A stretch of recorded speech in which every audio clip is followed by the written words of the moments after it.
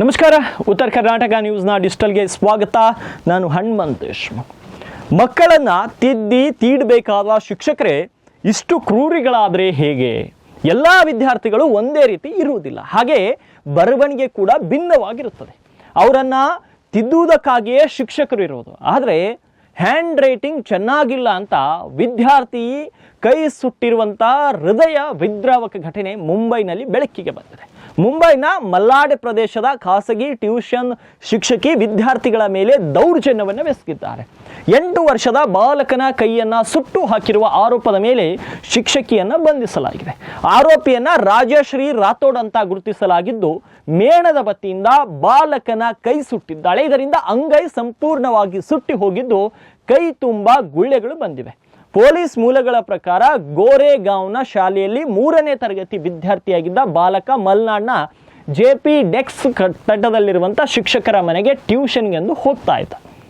ಘಟನೆ ನಡೆದ ದಿನ ಅವನ ಸಹೋದರಿ ಅವನನ್ನ ತರಗತಿಗೆ ಬಿಟ್ಟಿದ್ದಳು. ನಂತರ ಸಂಜೆ ಶಿಕ್ಷಕಿ ಆತನ ಸಹೋದರಿಗೆ ಕರೆ ಮಾಡಿ ಕರೆದುಕೊಂಡು ಹೋಗಲು ಹೇಳಿದ್ದಳು. ಆಕೆ ಬಂದಾಗ ತನ್ನ ತಮ್ಮ ಕಣ್ಣೀರು ಹಾಕುವುದನ್ನು ನೋಡಿ ಪ್ರಶ್ನೆ ಮಾಡಿದ್ದಾಳೆ. ಬಾಲಕನ ಬಲಗೈ ಸುಟ್ಟಿರುವುದು ಆಗ ಗಮನಿಸಿದ್ದಾಳೆ.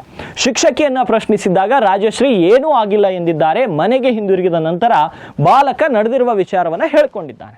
ಆಘಾತ ಮತ್ತು ದುಃಖದಿಂದ ಬಾಲಕನ ತಂದೆ ಆತನನ್ನ ಕೂಡಲೇ ಆಸ್ಪತ್ರೆಗೆ ದಾಖಲಿಸಿ ಚಿಕಿತ್ಸೆಯನ್ನು ಕೊಡಿಸಿ ಕುರಾರ್ನ ಪೊಲೀಸ್ ಠಾಣೆಯಲ್ಲಿ ಔಪಚಾರಿಕ ದೂರನ್ನು ಕೂಡ ದಾಖಲಿಸಿದರು. ಅಪ್ರಾಪ್ತ ವಯಸ್ಕನ ಮೇಲೆ ದೈಹಿಕ ಮತ್ತು ಮಾನಸಿಕ ಕ್ರೌರ್ಯ ಎಸಗಿದ ಆರೋಪದ ಮೇಲೆ ಪೊಲೀಸರು ಶಿಕ್ಷಕಿಯ ವಿರುದ್ಧ ಪ್ರಕರಣವನ್ನು ದಾಖಲಿಸಿದ್ದಾರೆ.